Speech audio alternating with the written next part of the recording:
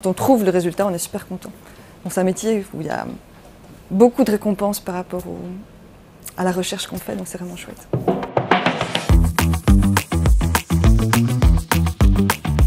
Bonjour, nous sommes à l'Athénée Royal Victor Hugo à Arronnes et nous recevons Annabelle de Cotigny qui est chercheuse en cancérologie à l'Institut de Duve et professeure à l'université UC Louvain. Qu'aimez-vous dans votre travail? Alors dans mon travail, j'aime les enquêtes parce que c'est un travail d'enquête tout le temps. Le métier de chercheur, c'est un métier où on arrive au laboratoire le matin, on ne sait pas très bien ce que vont donner. On fait des expériences, on ne sait pas très bien ce que les résultats vont donner, donc on se dit tiens, je vais faire cette expérience que je pense que je vais avoir ça comme résultat. Et en fait, très souvent, on n'a pas le résultat qu'on pensait obtenir. Et donc on doit essayer de comprendre, essayer de comprendre ce qui se passe, et donc on fait tout le temps des enquêtes. Et c'est ça que j'adore. Donc c'est ce métier où on est libre d'aller où on veut. Un peu comme vous voyez, vous regardez les séries, genre les experts et tout ça, vous regardez pas ça? Non? Donc vous avez tous ces gens qui doivent faire des enquêtes. Quand on trouve, par exemple, on trouve une trace d'ADN sur un lieu de crime, on essaie de retrouver l'assassin derrière.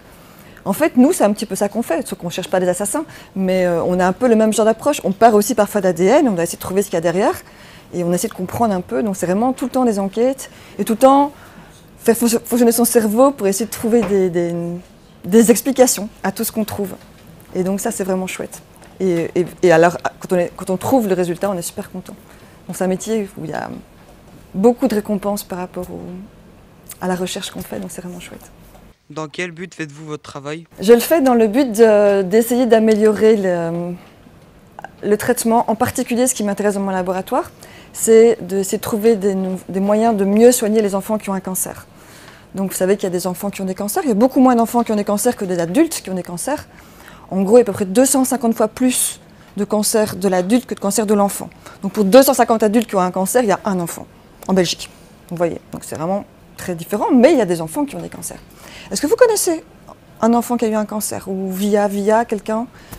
Toi, oui. Donc quand je pose la question dans une classe, en général, il y a au moins une personne qui lève le doigt. Donc c'est rare, mais c'est pas si rare. Okay? Donc ces enfants qui ont des cancers, il faut pouvoir bien les soigner. Pourquoi c'est important de bien les soigner? Parce qu'on veut qu'ils restent en vie. Et c'est pas que ça. On veut qu'ils restent en vie, mais qu'ils restent en vie bien.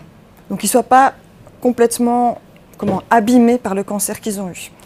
Et c'est ce qui se passe encore maintenant, parce qu'en fait, les cancers des enfants sont soignés par des thérapies qui sont très toxiques et qui vont vraiment soigner le cancer, donc ils vont guérir le cancer, mais qui vont aussi un peu abîmer le corps de l'enfant. Et nous, c'est ça qu'on veut éviter. Donc on veut éviter ça, on veut éviter que l'enfant soit moins bien guéri que l'adulte. Les cancers des adultes, en fait, sont beaucoup mieux guéris parce qu'il y a beaucoup plus de recherche qui se fait, il y a beaucoup plus d'argent qui est investi là-dedans. Les enfants, comme il n'y en a pas beaucoup, les traitements sont moins bien, quoi. Ils sont moins développés, ils sont encore plus anciens. Donc ils fonctionnent dans le sens où les enfants sont guéris, mais comme je vous disais, les enfants vont avoir des effets, ce qu'on appelle les effets secondaires. Comment avez-vous eu l'idée de concentrer vos recherches sur le télomère? Donc vous savez qu'on a des chromosomes dans nos cellules? Vous avez entendu, même dans les séries, je crois qu'ils en parlent, non? L'ADN, en fait, il se retrouve dans des chromosomes. Donc on a tous les chromosomes qui sont vraiment le support de notre ADN. Notre ADN, c'est dans nos chromosomes. Et nos chromosomes, il faut les protéger. Et donc les télomères, en fait, c'est vraiment des petits bouchons protecteurs au bout de nos chromosomes qui vont les protéger contre l'usure. Ça, je le dis à chaque fois, mais seulement c'est une chouette image. Il y a une dame qui a eu un prix Nobel, vous savez que c'est un prix Nobel, que ça récompense des grands chercheurs. Et la dame qui a eu un prix Nobel, qui avait découvert les télomères. Elle a comparé les télomères, vous avez quasiment tous des baskets. Vous voyez qu'au bout du lacet, il y a le petit machin en plastique là. Et donc c'est vraiment le télomère, c'est comme ça que vous devez le voir. C'est quelque chose qui va protéger votre chromosome, comme un petit bout en plastique protège votre lacet. C'est la même chose. Et je trouve que l'image est vraiment bien. Et donc voilà, et donc quand on vieillit, ces petits bouts en plastique, ils s'usent des baskets. Vous voyez, quand on a des vieilles baskets, ça peut s'user, votre lacet il est tout moche. Nos chromosomes, c'est avec l'âge, ça fait un peu ça aussi. Et donc par contre, la question est intéressante parce que qu'est-ce qui se passe quand une cellule devient une cellule cancéreuse?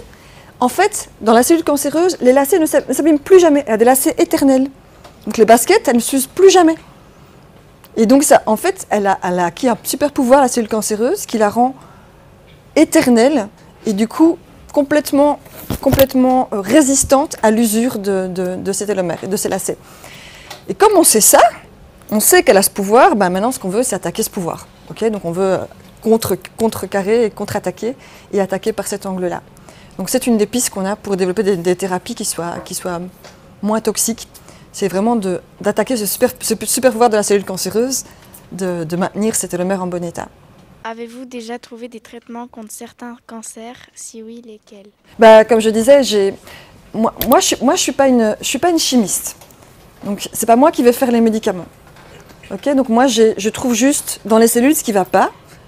Et en disant, tiens, j'ai trouvé que ça n'allait pas dans la cellule cancéreuse, peut-être qu'on peut essayer d'attaquer ça. Mais ce n'est pas moi qui vais trouver un médicament pour attaquer. Je vais juste dire, j'ai trouvé une cible, ce qu'on appelle une cible. Peut-être que si vous savez attaquer ça, ce sera bien.